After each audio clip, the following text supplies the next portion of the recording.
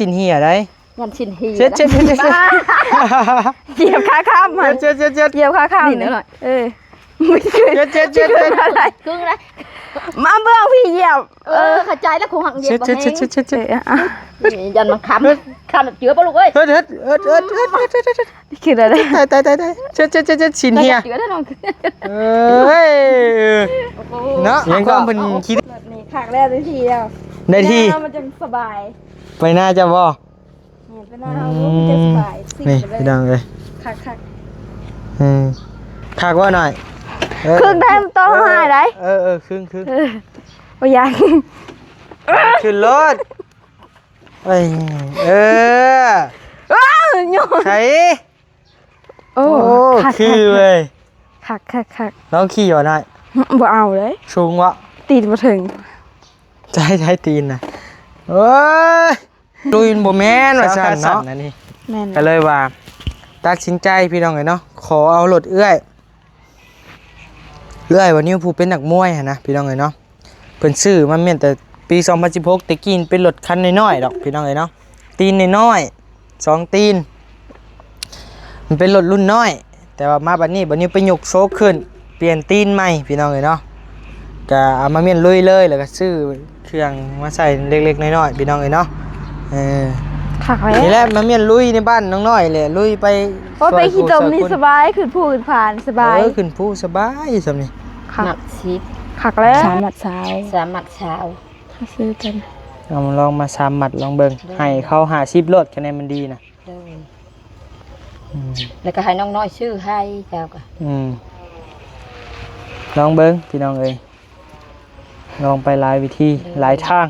ทำบ่ถึกกับเปลี่ยนเพิ่นว่าคะแนนบ่ถึกแล้วมันเป็นอาการใดๆแม่มันบ่ถึกแล้วมันก็กินข้าวก็บ่ได้แบบลูกกินเดี๋ยวนี้หั่นล่ะหนูบ่มันก็คือเก่าหั่นนะ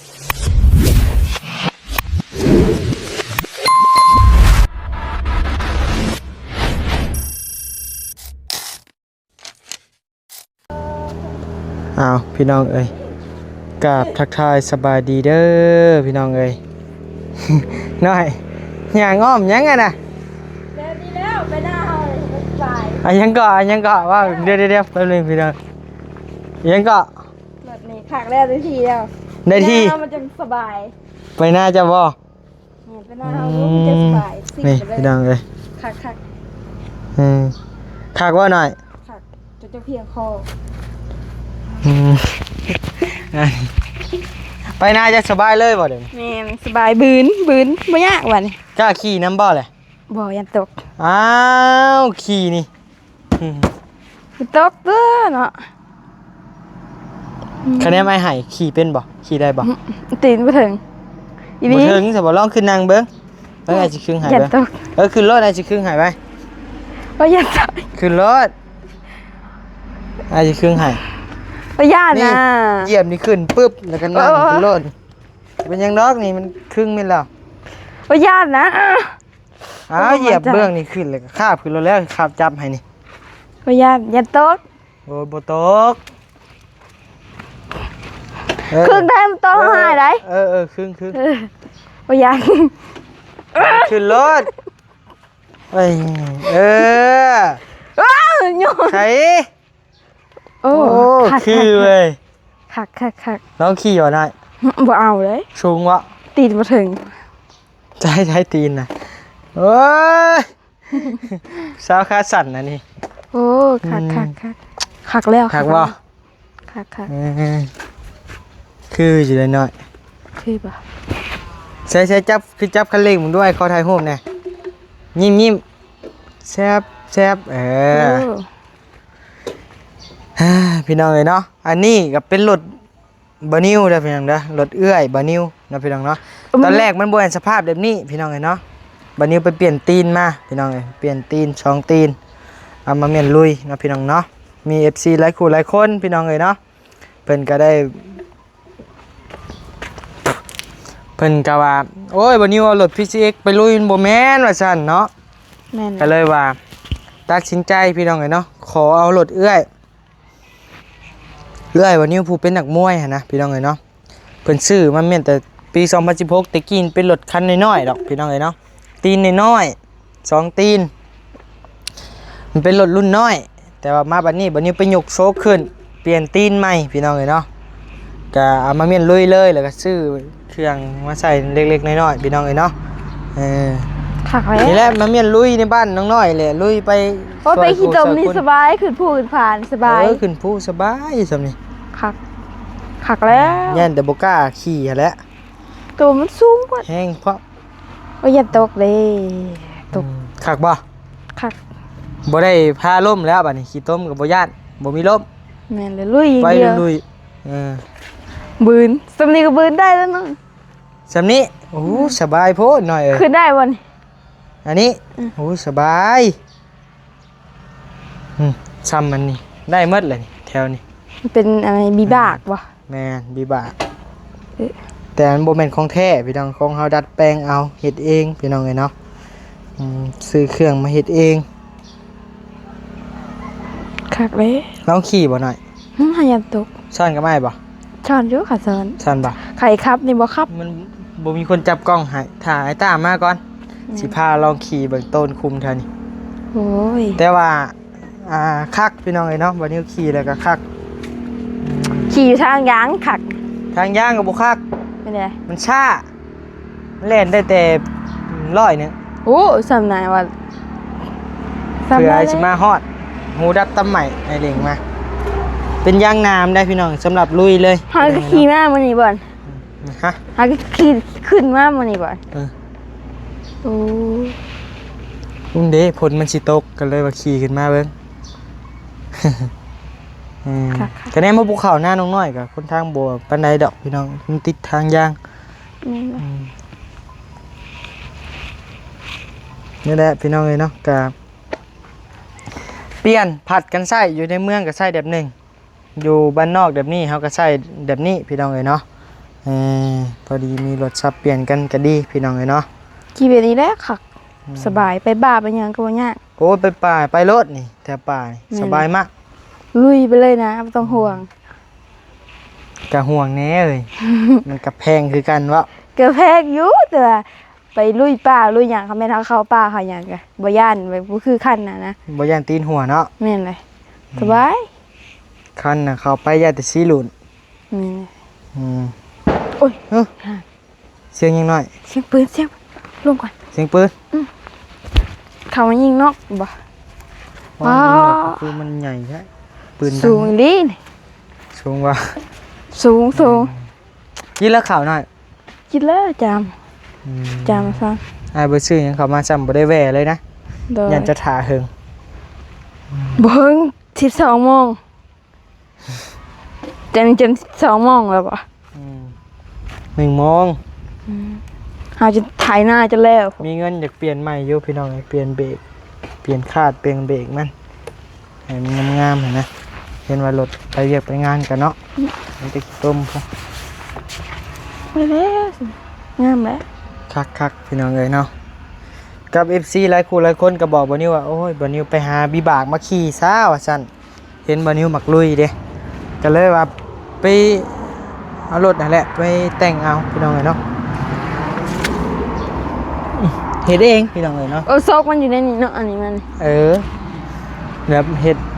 ดซื้อเครื่องมาดัดแปลงเองเลยนะพี่น้องเลยเนาะบ่นิวก็พอเป็นแน่นะแต่ว่ามือบ่นิวเฮ็ดน่ะบ่นิวถ่ายคลิปให้อยู่พี่น้องเลยแต่ว่าบ่นิวมาตัดคลิปปึ๊บปับแล้วสิเอาลงเลยว่าหายลืบออกลงไปลืบมือบ่นิวอันเอารถออกมาล้างมาหุกมาถูหั่นนะ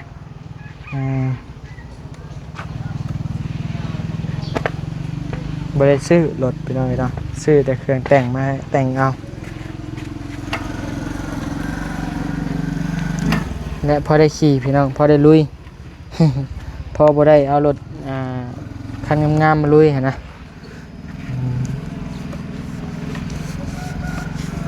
ลองขี่บ่หน่อยไปสิสอนขี่ไป เอาบ่เอานี่สูงบ่เอา ปากแตก จะแควเฮีย เขียวเฮเขียวเฮ แควเฮียข้างหน้าแล้วแล้วเอารถกระบะสูงๆนี่แต่เจ้ายังตีนบ่ถึงแล้ว ยังบ่ถึงบ่ตามมาหรือบ่วะ ยัง อันเอารถไถมายังน้อยนี่ เฮาไทยหน้า ไทยอยู่ไทย เด็กหวาน ไทยไทย เฮานี่แหละจังได๋ ว้าว เอ้าถามเบิ่งแม่ ไทย พ่อ ขี่ เฮา ไทยขี่มาแต่นา จักก็บ่ฮู้แต่ว่าเฮาออกมาแล้วเฮาไทยเฮาพลาด เจ้าบ่ไทย แม่นแล้วถาม มาพี่ย้ายมาพี่ เฮาน่ะแม่ไทยขาดเมื่อกี้นี่ ว้าว เอาขึ้นมาก็เฮาเอาขึ้นมาแต่หน้าเลย2คนก็พอเฮาเอาขึ้น ว้าว เอาเป็น บ่เชื่อดอก กับข้าวปลาวิก บ่เชื่อ หาตัวยัง บ่เชื่อเขียดโมออกแล้วพี่น้องเอ้ยมื้อนี้เขียดโมออกแล้ว บ่เว้นตก ว่านเอาหมดทุกให้เลยบ่ แม่ บ่ได้ไทยบ่ได้ดำเนาะ บ่ดำหน้าตัวนี้ เขาว่าเฮ็ดหน้าแบบสไตล์ขี้คร้านพี่น้องเอ้ยแต่แนมคนบ่ขี้คร้านต้องดำเอา ดำแล้วมันบ่มีผู้ไทยนี่แหละ สบายดีเด้อแม่เด้อ สวัสดีเด้อ เจ้าสบายดีนี่รถใหม่งามบ่เบิ่งอวดรถใหม่แม่ก่อน มาแล้วด้วย มาเบิ่ง แม่เบิ่ง มาลูกบางลูกเถื่อได้ได้ ลูกก็ลูกได้ค่ะนี่ จิก โอ้ยรูปบ่ได้ก็รูปแน่งามเนาะลูกเนาะ พ่องามบ่พ่อใช้มือเช้าเลยบ่น่ะ ยังแล้วเจ็บมือ เจ็บเลยไปจับไปบายอยู่ เด็กโคตรไว รุ่นเลยไปจักขาเลยไปจักหัน ยัง ช่วยเอามือได้ป้ายครับคืน เว้ยครับเป็นบ่ครับเป็นเอามือโลดนี่เอา น้าแม่ก็บอกเป็นนั่น ขึ้นมึงดู แม่ยันมีบ่ขาคำมันน่ะบ่ลูก นี่ ก็มี ที่ว่าขึ้นทางพูด นี่ขึ้นทางพี่ แม่ลงบ่ได้เด้อ ที่นี่อะไร ได้น้อยจับน้อย จับแล้วหน่อยขาวว่าน่ะ เดี๋ยวสินเหียได้ ยันชินฮี เช็ด เหยียบขาข้ามมัน เช็ด เหยียบขาข้าม นี่หน่อย ไม่ขึ้น เช็ด อะไร ครึ่งเลย มาเบื้องพี่เหยียบ เข้าใจแล้วคงหักเหยียบบ่แห้ง ยันมันค้ำเจือป่ะลูกเอ้ย เฮ็ด คืออะไร ตายเช็ดสินเหีย เจือได้น้อง เอ้ยเนาะความเป็นขี้ดื้อเนาะพ่อเนาะครับว่าพ่อขึ้นลองเบิ่งบ่โอ้ขวัญใจวัยรุ่นเฒ่าเลยได้รถนี่เนาะมาพี่เฉพาะมาพี่ ได้ช้อนเดียวบ่ได้แม่ยันรู้แม่ยันนั่นลงครับยุบได้หน่อยจับ ทำมันโตกับแคลเหีย พ่อมาลองขึ้นมึงดูพ่อ ยันมาอ้าวเด้อ บ่ได้ลูกบ่ให้แล้ว แล้วอยากได้แต่ว่า เจ้าอยากได้อยู่บ่เลย อยากได้ ขี่เป็นบ่เลย บ่เป็นก็สิลองเบิ่ง มาลองแม่ บ่ลองอะไร บ่ลอง เอา พอสิโดนลงคันนาเบิ่งนะลูกยันพอโดนลงคันนาแบบไปกู ใครโดดลงคันนายันข้อหักกันตัว เดี๋ยวเขาพุ่งกันเขาฮักกล่าวลามขี่ลงนี่ เขาผูก ก็บอกกันนั่นดิขี่ลงมาดี ถ่าเนี่ยมันอันนั้นนั่นเลย คะแนนมาไหวเจ้าครับเป็นบ่ โอ้ยบ่ได้ได้ลูกแม่ย่านอย่างนี้ ลองเบิ่งไอ้ เห็ดบ่ได้แม่ย่าน แม่ยาน ๆสูง โอ้ประชุมกับกู ลองเบิ่งพ่อลองคาบเบิ่งดูลองคาบเบิ่ง แข่งขาน่ะลูก ฉันลองแล้วให้รถนี่โอ้ยเว้าเนาะเป็นหมูเป็นมาเว้าให้โลดเห็นว่ากะเอาสิเอาหยังไปหากิน แต่ละมัน ไม่ เนาะ บ้า พ่อเชิญแต่รถจักรลูกเอ้ยรถไถกับเป็นกับพ่อนั่นแหละ ว่าง่ายรถรุ่นแบบนี้บิบากนี่คนใจไวเถ่าเลยเนาะแบบสมัยตะกี้ไผมีนป้อต้นเนาะ เห็นกระเจ้า ชุดๆเลย ขี่ลุยป่าลุย จะมายืนพี่เนี่ยจะมายืนพี่เอาคอลมนั่น มาพี่ นานยืนพี่ แต่แนมสมัยอัน10 ปีขึ้นหลังนี่ถือว่าชุดๆแหละพี่น้องเนาะ มันรถนี่มารุ่นใหม่เลย ดอยังบ่แล้วรถเฮามันยังบ่แล้วยังบ่มีเงินซื้ออะไรแต่งมาใส่แต่แนมมีอะไรแต่งมาใส่ให้งามถ้าเงินเดือนออกก่อนพี่น้องเอ้ยงามบ่น้อยๆปินหน้าไว้น้อยๆขวัญใจวัยผู้เฒ่าพี่น้องเอ้ยตะกี้แต่ว่าบัดนี้วัยรุ่นก็อยากใช้คือกันบัดนี้มันไปสะดวกสบาย ตีนมันนี่ค่ะ อ้าวตีนมันออกใหม่ ตีนมันออกใหม่ คักไม่ได้หน่อย เขาเฮ็ดแตกมาใหม่ๆเลย จัดน้องบ่ดังบ่ลูก ฮะ จัดน้องบ่ดังบ่ อะไรก็ ดังหลุด ยันแบบ เขาขาดอันน้องหันนะแบบมันไปแบบ น้องบ่ดัง มันบ่ดังรถบ่ใส่ท่อดังอ่ะ เอ้ย นิ่มๆคนบ่มักท่อดังเขาน่ะบ่มักใส่มันเฮาเดินทางไกลเด้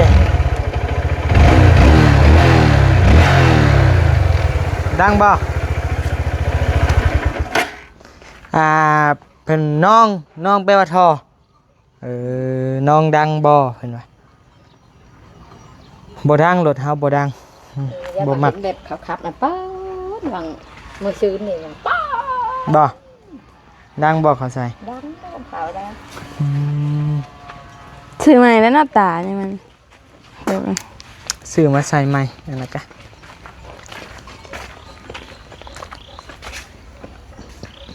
คันเอาให้สิเอาอยู่บ่โอ้ยครับบ่เป็นก็จังเอา อ้าวแม่ก็มาจอดว่าจะถีบเฮือนเลย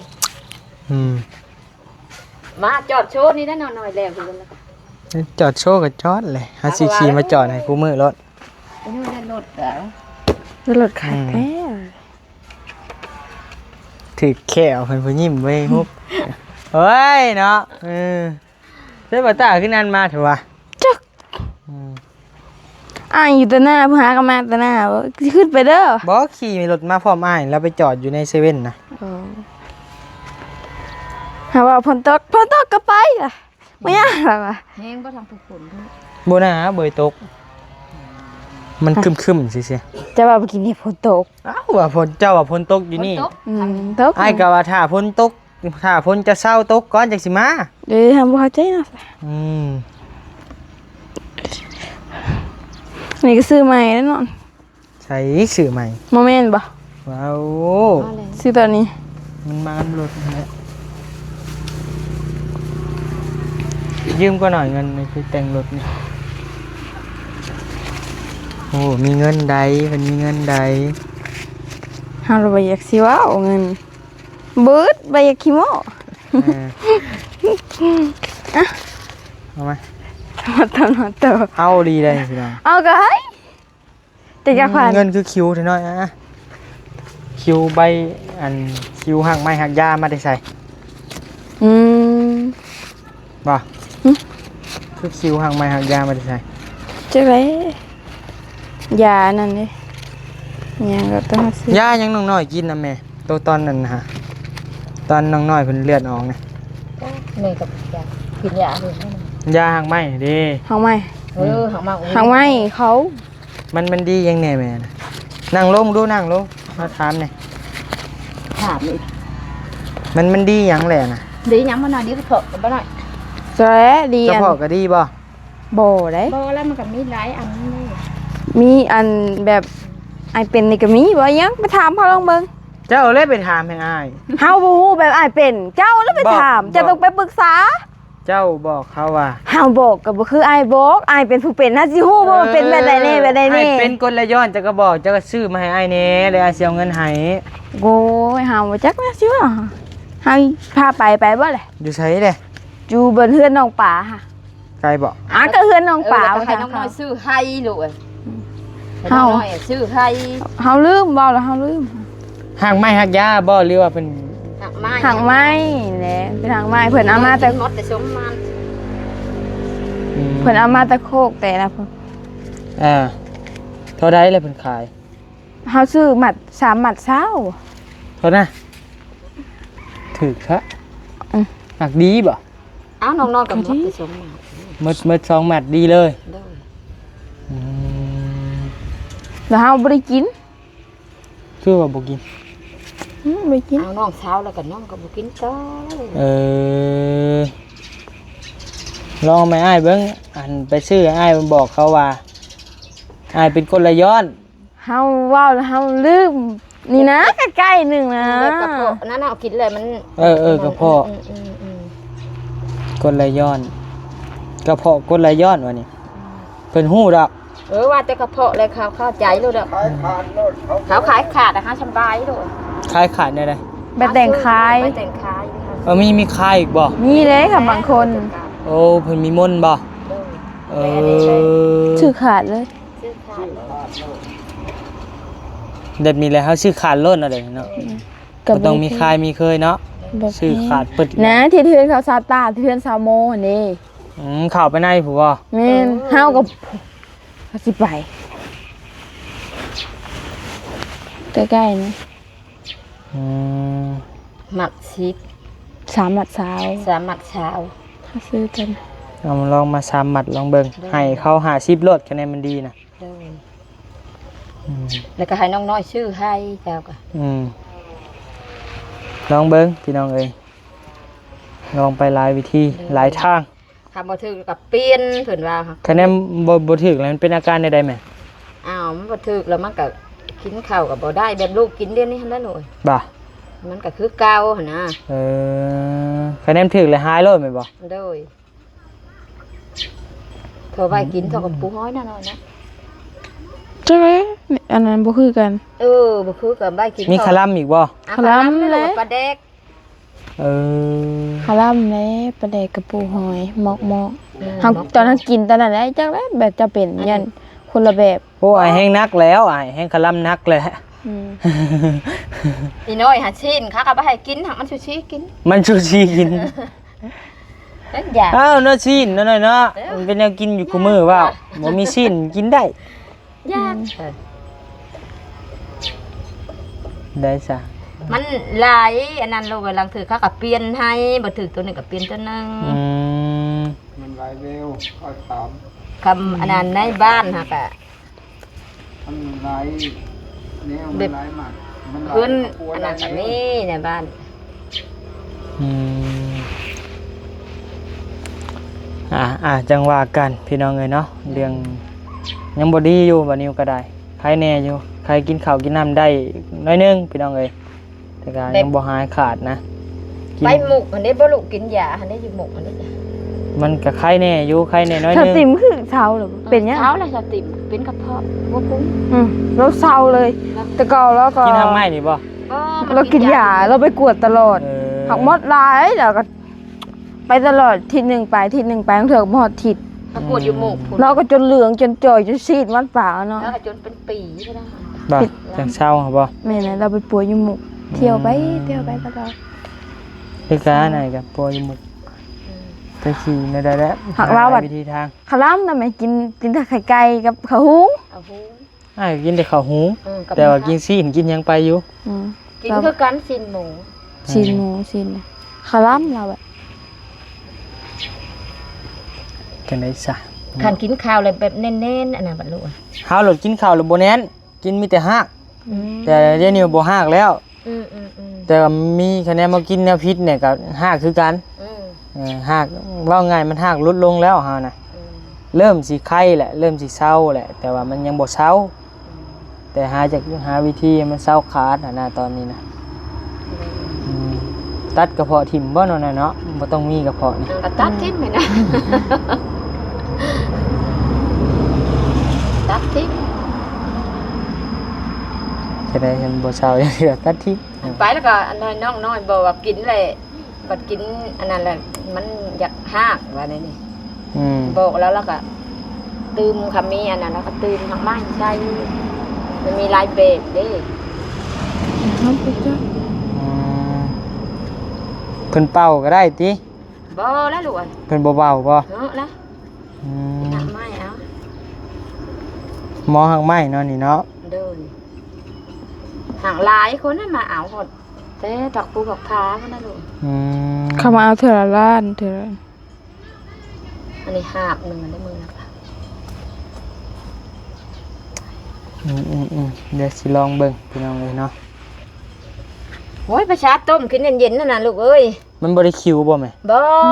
ถามน้องน้อยก็มัน บ่คิวบ่น่ะคือน้ำเวลานี่ คือน้ำให้นะถ้ามันอยากเหลืองๆหน่อย บ่คิวบ่คม ทำมันเหลือง มันก็กินได้แล้วเดี๋ยวนี้บาดทางไม้กินแล้วบอกโคตรขมหน่อยเอ้ย บอน โคตรพอโคตรไม้ขมเด้พี่น้องเอ้ย แม่นห้างมีปลาคอบ่อันขมๆมัน บ่ใบอ่ะนะจักใบยังใบน้อยๆเท่าอีก้อยนี่แหละใส่4-5ใบนี่ก็ขม คงก่อนเกลือก็ห่อไอ้ยังสิได้หน่อยกินอยากเช้าอืม อันนี้เอามากินบ้างหน่อย ไปชื่อแล้วได้เดี๋ยวนี้ ซื้อบ่ ขันไอ้สิ จังน้อยไอ้ตามาก่อนไอ้สิจะพาไปซื้อ ไปแล้วไปแล้ว ให้น้องน้อยแบบบอกเป็นอันนั้นในนี่ เว้าเองนั่นแหละพาเป็นนั่นนี่เดียวเราก็บอกเราก็ให้ เอาก็ เราจัดให้รถเนาะบ่ยากเนาะ แล้วจัดให้เองลูกของหักไม้ละหาเลยรวย โอเค ตลอด หักไม้หาตลอดได้ โอเค เอาโอเคจังว่ากันพี่น้องเอ้ยเนาะเอ้ยพี่น้องเอ้ยน้องน้อยเพิ่นติดใจรถอันนี้ว่าไปหน้าเฮานี่สบายมากเพิ่นว่าจังว่ากันพี่น้องเอ้ยเนาะเดี๋ยวก็เมียนซอยครูซอยคนซอยพี่ซอยน้องนั่นแหละพี่น้องเอ้ยเมียนไปเวียกไปงานเนาะพี่น้องเนาะจังใดก็จังว่ากันเอาไปพี่น้องเอ้ยคลิปนี้ก็ทั้งบัดนิ้วขอโตวลำลาก่อนเด้อเนาะจังใดก็ให้พี่น้องอยู่ดีมีแฮงหมดทุกผู้ทุกคนเด้อพี่น้องเด้อพ่อแม่ FC โดยพี่น้องเอ้ยอยู่ดีมีแฮงหมดทุกผู้ทุกคนโดยสบายดีไปแย่รถไอ้เด้อสีโปกเด้อ